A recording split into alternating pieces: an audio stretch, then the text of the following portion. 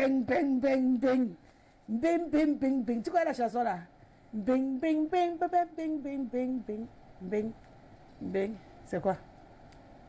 Tu es obligé de fouiller partout quand tu arrives ici. Ça va, Mélissa? Tu ne peux pas te contenter? La robe avait fente. Bonjour, monsieur Willy Kaka. Bonjour, Zali. Regardez comment il est long. Ça va? Ah, Jean-Martin, ça va pour ton cadre là? Je fais quoi? Je m'accroupis? Non, ça va. Tu peux traverser la télé. Moi, je suis en dessous de la télé. C'est pas grave. Mais ça va rien changer. C'est mieux comme ça va? Non, ça va. Ça va. Ça va, ça va très bien. C'était ton week-end? Super. Yaoundé, Douala? Douala, évidemment. Ah bah ouais. Évidemment, ça faisait un petit moment, donc il y a que là-bas que ça peut être super, franchement. Il renoue avec les bonnes habitudes. C'est curieux, pour qu'on ait de bons week-ends, c'est que seulement quand on va là-bas. Automatiquement qu'on aille à Douala. Je comprends pas. Ils ne savent pas s'amuser ici. Hein. Ils sont un peu crispés. Bah écoute, je dois aller retrouver mon épouse et mes enfants. Ça va, comme on n'a pas les épouses et les enfants. Un peu excessivement sérieux. Sauf que le tu veux te gâter là, tu es là, un dangereux Yoruba, c'est quand on... Regarde comme si tu tombais d'ici. Hey, Willy, tu danses? Non, je ne suis pas en train de danser, je suis en train de cultiver. Oh mon Dieu, il se soucie tellement du candidaton dans cette ville que c'est extraordinaire. Quelqu'un met le pire, regarde. Bah attends, tu sais, je te raconte en quelques mots une petite anecdote. J'arrive à Bafoussam, il y a un célèbre coin là-bas, Aqua. Et donc, à l'époque, il y avait cette chanson de l'araignée. Ouais, l'araignée qui grimpe. Alors, je suis dans une boîte. L'araignée qui grimpe, je suis sur le poteau. Je monte. Grimpe. Je suis seulement là, maman. Bonjour. Je dis, ouais. Et tu es accroché sur l'araignée. Ouais, bonsoir. S'il vous plaît, c'est pas vous que je vois souvent à la télé. Tu es descendu du poteau. Alors là, tu ne peux pas dire non, nous sommes jumeaux, il va te demander si le spermatozoïde de votre père est aveugle. Avec que deux jumeaux qui mettent les loupes. Avec que le spermatozoïde de ton père est aveugle. Oh mon Dieu. Et elle m'a dit, je ne savais pas que vous aussi vous dansez autant. Non. Ça. On a créé la danse souvent pour ceux qui ne passent pas la tête. Mais ça m'a valu une bouteille de whisky. Bon. Par exemple. Je sais que je n'ai pas bu. Parce que là, le gars, il avait gâté mon ambiance. Parce que du coup, tu te rends compte que dès que tu vas bouger, chaque mouvement sera épié. Tu vas à gauche, le gars te regarde, tu vas à droite. Ouais. Donc vous aussi, vous dansez. Non, c'est pour vous qu'on a créé. Moi, ne dansez pas, c'est pour vous.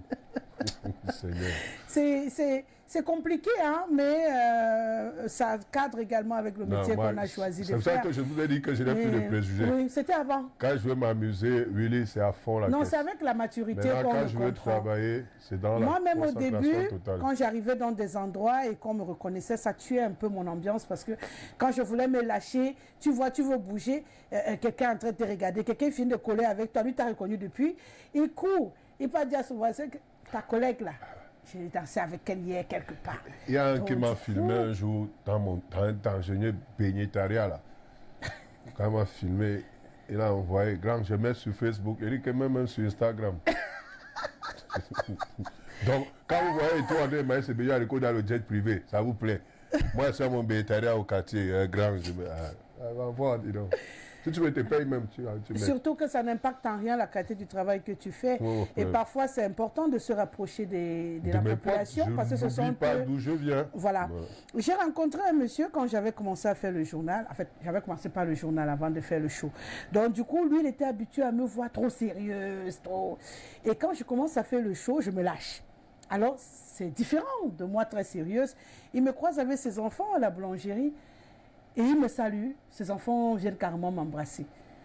Et il me dit, il y a quelques années, moi, je ne serais pas venu vers vous de la même manière. Je lui dis, pourquoi? Il dit, non, l'image que vous renvoyez, c'est quelqu'un qui ne riait pas, qui ne s'amusait pas, dont on se demandait si on vous approche, si vous n'allez pas nous rabouer et tout. Et de me voir rire aux éclats, ce sont gens là poussé à dire, attends, elle est humaine comme tout le monde. Et ça changeait beaucoup de choses. Donc je pense que pour ceux-là qui passent à la télé et qui croient qu'ils doivent mettre un grand fossé comme ça, entre eux et la population, c'est une idiotie. Les grands-pères, sous prétexte, ce sont les sorciers. C'est une idiotie. Il faut vous détendre parce que Ils ont besoin de vous toucher, ceux-là qui vous aiment bien. Et s'ils ont la sensation qu'ils ne peuvent pas vous approcher, ça crée un gros fossé entre vous et vos fans. Oui, et ça n'a rien d'agréable. Bien sûr, c'est à toi de réguler tout le reste. Parce qu'en même temps aussi, quand on veut créer une certaine familiarité avec il y en a qui peuvent... il y en a qui en abusent. Voilà. Donc moi, quand tu traverses la ligne rouge, tu te mets au pas. C'est clair. J'ai une question à te poser. Oui. Si tu as un fan qui cherche tes photos partout et qui te les renvoie en signant, tu fais quoi de lui? En signant comment? Jolie, mignonne, sexy. À chaque photo, il y a une appréciation. Non, si c'est une fan. Bon, ouais, comme c'est moi, c'est un fan. Si c'est une fan, il y a quoi? Tu dois comprendre, dis-donc. Va envoyer les graines de maïs pour voir si tu peux picorer. Ah, d'accord. Bon, comme je suis dans une famille, pas de graines de maïs envoyées. On va parler de sport. Je voulais comprendre parce que j'ai commencé à trouver ça un peu bizarre quand même. Il n'y a rien de bizarre là. Depuis quelque temps. Laisse les gens se positionner. Laisse-nous les histoires. Il y a bizarre quoi. Mais ça, c'est pas bizarre. Il n'y a rien de bizarre. C'est bizarre. Il n'y a rien de bizarre là. Donc c'est normal d'avoir une foule de photos de toi. Oui. D'accord. Faut prendre pour moi, vous faites même l'album. Willy Kak, on va être un peu triste à l'entame de cette séquence sport parce qu'on parle de nécrologie, on parle du décès de Tato Eta Stephen, qui a été l'un des capitaines également emblématiques de l'équipe nationale du Cameroun, qui nous a quittés. Oui, c'était vendredi dernier, Stephen Tato, le 31 juillet 2020, s'en est allé après un mois de maladie et d'hospitalisation ici à Yaoundé, lui qui avait été victime d'un accident de la route, un accident qui lui a finalement coûté la vie après un mois. Stephen Tato, de capitaine, s'en est donc allé. La dernière image forte de l'ancien capitaine des Lions est notable. On se souvient la présentation du trophée du Chan 2020 lors de cette cérémonie au Palais Polyvalent des Sports. On avait vu un Stephen Tato amaigri, on va le dire, sous le coup de l'âge. Stephen Tato qui donc s'en va à 57 ans. Et c'est l'émoi et la consternation chez le capitaine Stephen Tato, comme on peut le voir dans la prochaine image. Hein, l'homme laisse donc une veuve éplorée et de nombreux enfants. Et il faut dire que les hommages rendus à cet illustre capitaine se succèdent. Joseph-Antoine Bell, ancien coéquipier de Stephen Tato, lors de cette fameuse épopée de 1990, a tenu à lui rendre hommage comme plusieurs autres. Mais il y a eu surtout aussi ses adversaires. Vous vous souvenez de cette photo, le passage de Fagnon entre Stephen Tato, capitaine de l'équipe nationale, et Maradona, qui a tenu lui aussi à lui faire un hommage avec un message posté sur sa page Facebook. On va le voir, il y a 30 ans avec Stephen Tato, capitaine des Lions notables du Cameroun dans le mondial de 1990. Mes respects à ta famille, repose en paix. Voilà les hommages qui se succèdent. On en aura certainement quelques-uns, des témoignages demain. Nous attendons de les avoir puisque nous avons contacté certains de ses coéquipiers qui ont promis de nous faire un témoignage vibrant de ce qu'était l'homme Stephen Tato, que moi j'ai eu aussi la particularité de rencontrer. Je me souviens en 2014, nous partageons le même étage lors de la Coupe du Monde au Brésil. Quelqu'un de très sympathique. Ouais, de toutes les façons, il aura combattu, hein, comme on le dit souvent, le bon combat. C'est vrai quand même que le décès de Stephen Tato relance au goût du jour un autre débat, celui du comportement du pouvoir public face à nos légendes, puisque Stephen Tato est resté hospitalisé pendant un mois, aucun soutien de la part des pouvoirs publics. On aura l'occasion encore d'en parler, bien sûr. On va poursuivre cette page sport en parlant du tour cycliste Chantal Biya qui se prépare. Là, on parle du FECA cyclisme. Oui, en attendant bien évidemment la date de tenue de ce grand prix cycliste Chantal Biya dont on a désormais la confirmation qu'il aura bel et bien lieu.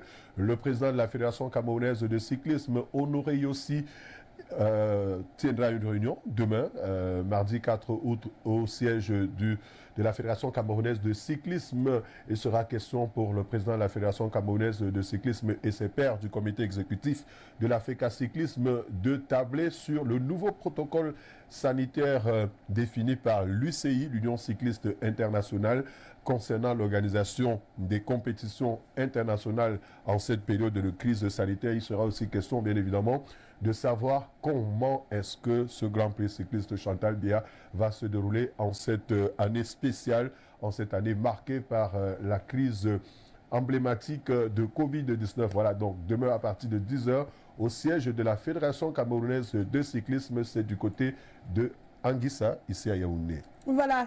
Allez, hors de nos frontières, on s'intéresse à Didier Drogba qui, malgré les tumultes, a finalement déposé sa candidature. Je voudrais déjà qu'on regarde dans quelle ambiance s'est déroulé ce dépôt de candidature de Didier Drogba à la Fédération internationale de football à son siège du côté de Trècheville à Abidjan.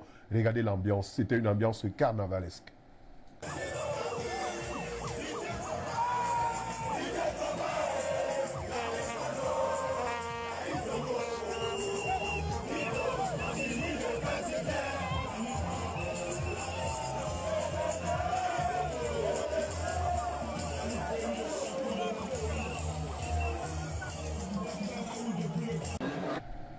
Voilà les fans de Didier Drogba venus en grand nombre pour l'accompagner pour ce dépôt de candidature. La candidature de Didier Drogba, on en parlera tout à l'heure, qui sera bien évidemment étudiée par la commission en charge de ces élections au niveau de la Fédération internationale de football. Il faut dire que jusqu'ici, Didier Drogba n'a toujours obtenu le moindre parrainage comme il se doit pour que sa candidature soit validée. Mais entre-temps, Didier Drogba, après le dépôt de candidature, a rencontré ses fans et ses partisans et leur a tenu ce discours que je vous propose d'écouter. Très heureux aujourd'hui d'être présent au siège de la Fédération ivoirienne de football avec mon équipe. Après de longs mois de travail acharné pour déposer ma candidature au conseil de candidature pour la présidence de la Fédération ivoirienne de football. J'ai suivi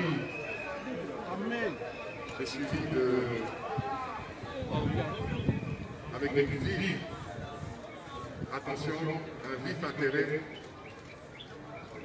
tous les débats, tout ce qui se disait, les intrigues, les critiques, mais j'ai aussi apprécié le soutien et les encouragements.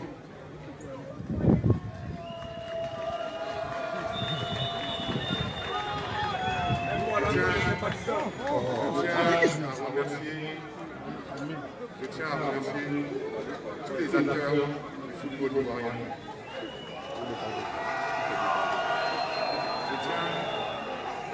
Je tiens spécialement à rendre hommage à mes équipes. Je tiens à rendre hommage à toutes les personnes qui ont eu le courage de m'accorder leur soutien, un visage découvert malgré les difficultés, malgré les menaces. Voilà, au-delà du discours, ce qu'il faut dire aussi, Rosalie, c'est que il ne suffit pas d'avoir déposé cette candidature avec cette marée humaine, hein, mais il y a un certain nombre de préalables. La candidature de tous ceux qui sont candidats à la candidature, permettez-moi cette tautologie, à la Fédération ivoirienne de football, doit bénéficier d'un parrainage. Vous avez des groupes d'intérêt, vous avez l'association des footballeurs, vous avez l'association des entraîneurs, l'association des médecins sportifs, vous avez l'association des arbitres. Mais pour l'instant, Didier Drogba n'a bénéficié d'aucun parrainage. C'est vrai que on annonçait le parrainage de l'association des arbitres, mais une association qui est actuellement divisée entre ceux qui sont pour le parrainage de la candidature de Didier Drogba et ceux qui en sont contre. Donc vous comprenez que on n'est pas encore sorti de l'auberge. Ce n'est pas le carnaval autour qui va faire passer. Parce que ce n'est pas ces populations-là qui vont voter. Voilà. C'est des footballeurs. Et jusqu'ici aussi même, il faut bien rappeler qu'en termes de club, il n'y a qu'un seul club qui a manifesté son intérêt pour la candidature de Didier Drogba, c'est la SEC d'Abidjan. Donc, le chemin, il est encore long pour Didier Drogba. Espérons qu'il va voir le bout du tunnel. Bon, on le lui souhaite en même temps. L'éléphant noir, le fameux Dossa 11. Chaque fois que je pense à Didier Drogba, je me souviens d'une chaussure que j'avais perdue. Un match Chelsea-Barcelone. Drogba, Chelsea, et toi? Au Barça. Je n'avais même pas porté ces chaussures une semaine, mon Dieu. Et tu allais faire le pari. Le côté. Bon côté. C'est le jour-là que le passé a perdu, Seigneur. Ça t'a rattrapé. Hein? Alors, Willy, avant de te laisser partir, dis-nous tout, à qui incombent les tâches ménagères dans un foyer. Pourquoi est-ce que la réponse ne m'intéresse pas? Je ne sais pas. Je tourne ma tête comme ça. Mais, donc tu es assise au salon, tu croises tes phalanges. C'est pas ce qu'on a dit. Tu te mets revenu. Quand toi tu es souvent assis au salon, tu croises tes phalanges. Oui. Elle n'est pas en train de travailler. Ben, tu vas travailler. On a donc demandé à qui c'est C'est elle. Il n'y a même pas de débat. Faire. Oui, si tu es malade, bon, circonstances atténuantes, je peux t'aider un peu. Mais les histoires, les lovi-lovi, la série, vient un peu, tu râpes les carottes. Il va manger toutes les carottes là, tu vois. Toi, t'es un fou. Pourquoi ta réponse ne m'étonne pas? Manger les carottes là, la prochaine fois, tu vas m'appeler, tu vas appeler le lapin pour venir t'aider. Ok. Donc tu restes là comme ça, tu dors, 9 heures, tu es couché. Chérie, tu te lèves pas, non, vas-y, lave les assiettes, par amour pour moi. Par amour, hein. Mais voilà. Tu vas lire. Les hommes que... C'est moi qui dois sortir aller chercher la bouffe. Je dois encore la elle aussi, elle n'est pas chercher la bouffe. Aujourd'hui, c'est comme ça. La bouffe. En bon. C'est elle-même qui a décidé d'aller chercher la bouffe. Écoutez-les. Moi, je suis un conservateur. La mauvaise foi est grave. Hein? Assieds-toi là, chérie. Moi, je sors. Il m'avait un faux TV. Donc, c'est toi qui dis ça. Je m'assieds à côté de Rosalie. C'est toi qui dis ça. On travaille. Le pain vient nous voir. La fumée blanche sort. C'est bien, je te donne. J'achète le sac de riz, macabo, plantain, tomate. Au revoir. On met dans le frigo. Tu veux quoi? Il me faut la greffe. Ce n'est pas un problème. Tu veux la greffe quoi? Président, j'ai travaillé, j'ai l'argent. Regardez les gars, Dieu n'est pas fou. C'est Dieu qui n'est pas fou. Dieu, il va tourner un jour en voulant donner à quelqu'un. Ça va glisser, ça tombe sur moi. Dieu n'est pas fou. Il met la dame à ses mains. Il a fait avant le gars. Au moins. Oh là, il ne faut plus travailler. Laisse le travail là. Je te supporte. Laisse le travail là. Assieds-toi à la maison. Tu as un problème. Elle n'a pas de problème. Hein? Il y a la nounou, il y a tout. C'est ça, alléluia. Moi, c'est un journaliste. Oh. Je préfère arrêter de rire. Bonne journée, Willy, et à demain. Avec le même plaisir, on en profite pour faire un bisou ce matin à Josiane Fongan. Tu connais? Josiane Alain Juicy Fongan. Josie. Qui nous regarde ce matin depuis la maison. Voilà la blanche. Ah oui, elle fait des bisous également à Hermine Milouga. Ouais.